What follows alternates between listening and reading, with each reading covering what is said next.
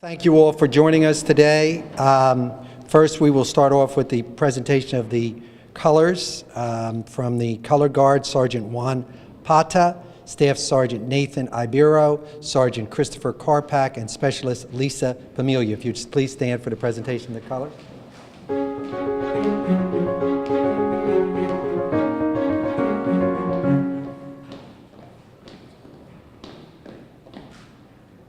And if you would join me in the Pledge of Allegiance.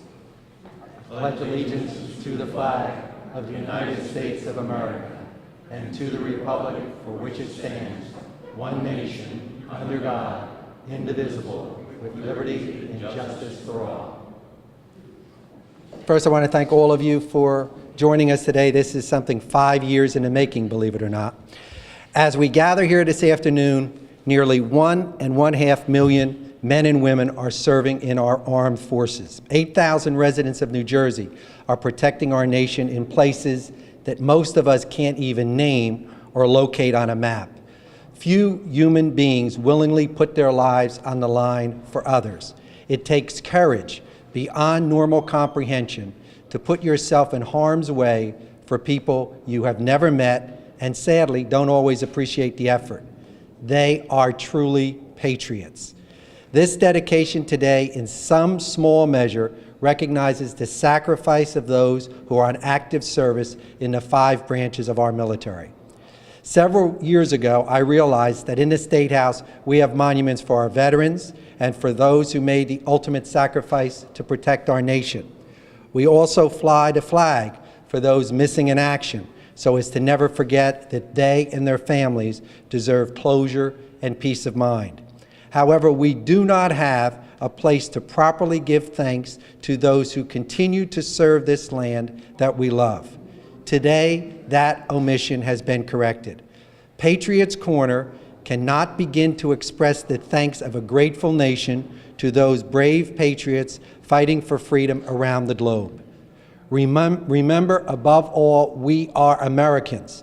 We do not enter into battle to acquire territory or to amass riches.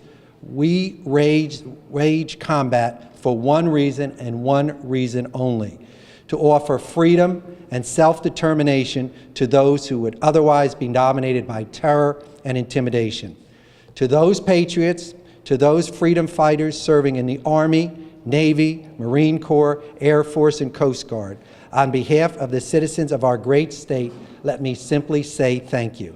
From this day forward, the 30,000 people a year who tour our state will stop at this corner and have the opportunity to say a prayer of thanks and protection for those in active service in the military.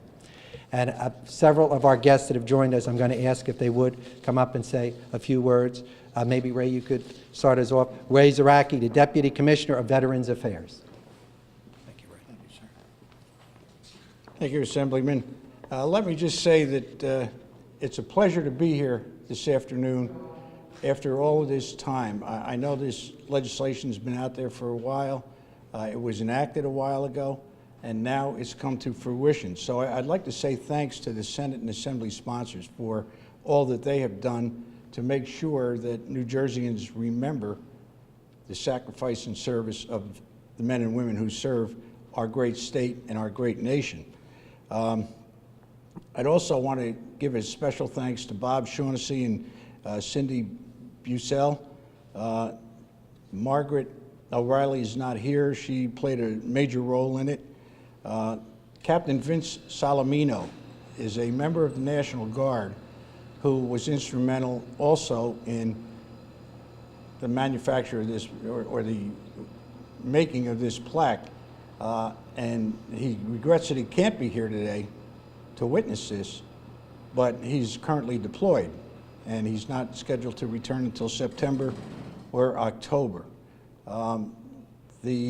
Lastly, the Department of Military and Veterans Affairs and all the folks in the Public Affairs Office who greatly contributed to the plaque and to the verbiage that you'll see in a few minutes.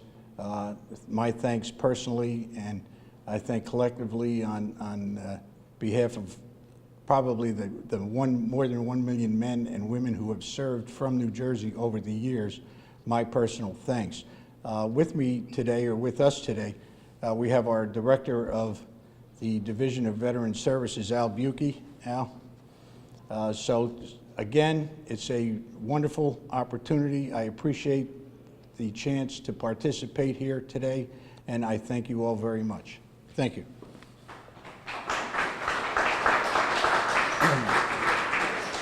Any of you who have had the pleasure of dealing with Ray and Al know how responsive they are and what a true asset they are to the veterans and to our state in general. We are also joined by Assemblyman Wayne D'Angelo, who is the Vice Chair of the Assembly Military and Veterans Affairs. Wayne has done the ultimate and passed the opportunity to say a few words. Do you want to come up and say a few words? No. And Whip Wilson of the Assembly Military and Veterans Affairs wants to say a few words. Whip, where are you? Oh, come on up. Come on up. Come on up. A veteran himself, and he was telling me about his dedication to our country and service in Vietnam. But you can say a few words. Good afternoon, everyone. This is a great idea. I just hope that other states get this idea to do the same thing too, to honor people who are actually serving right now in the military.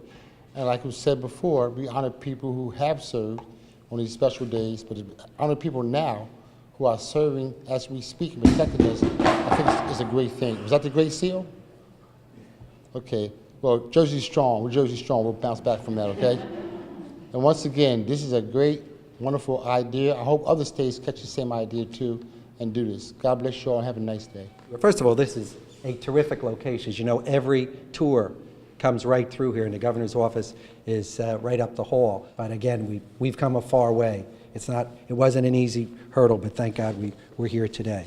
And at this particular point, I would ask if Jack Kane, the State Commander of the VFW, Larry Rosenthal, the State Commander of the Jewish War Vets, and John Baker, Adjutant of the American Legion, come up and help us with the unveiling.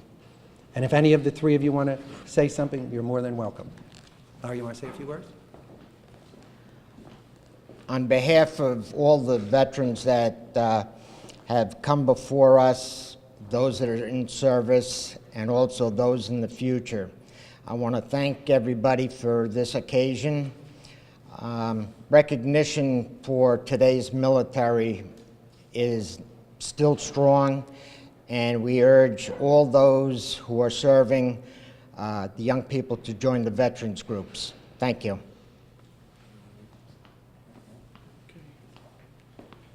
Good afternoon, everyone. I think it's so appropriate that we unveil this plaque here for appreciating veterans, because in New Jersey now this is Veterans Appreciation Month, designated last fall, I would think. A new bill was signed. And it's a great month for Veterans Appreciation Day, because it starts out blooming in the beginning of the month, the flowers, the trees, the grass, and also the month ends with Memorial Day. So we're very happy to have the Veterans Appreciation Day in New Jersey, and I'm happy to be here for this unveiling. Thank you. Ready? Go.